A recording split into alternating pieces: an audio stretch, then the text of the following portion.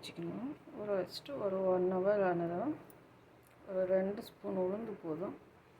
ஒரு அரை மணி தேங்காய். இது ஃபஸ்ட்டு பால், இது 2வது பால். 2வது பாலில் தான் உளுந்து அரைச்சி இதில் ஊற்றி கொதிக்க வைக்க போகிறோம். கடைசியாக இந்த ஃபஸ்ட்டு பாலை ஊற்ற போகிறோம். கொஞ்சம் சர்க்கரை போட்டு ஏலக்காய் போட்டு உளுந்து கஞ்சி உளுந்து பாயாசம் காய்ச்சி குடிக்க போகிறோம். உளுந்து அரைச்சிக்கலாம்.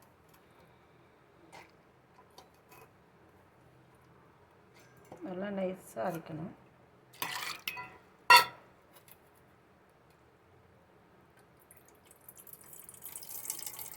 கழுவி ஊற வச்சுருக்குறேன், அதனால் அந்த தண்ணியில் அரைச்சிக்கிறேன்.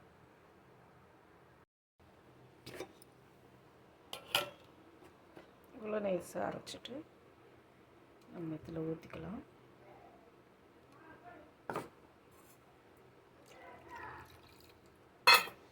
தண்ணியாக வைங்க, ஏன்னா உளுந்து கட்டியாயிடும்.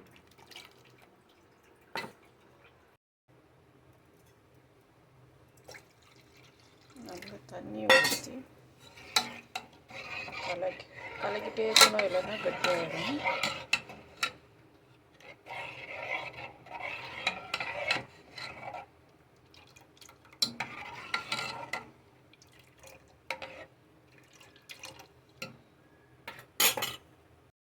பாருங்கள், இப்போவே கொதி வரும்போதே கட்டியாகும்.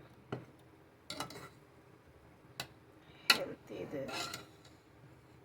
இந்த சமயத்தில் சர்க்கரை ஒரு ஏலக்காய்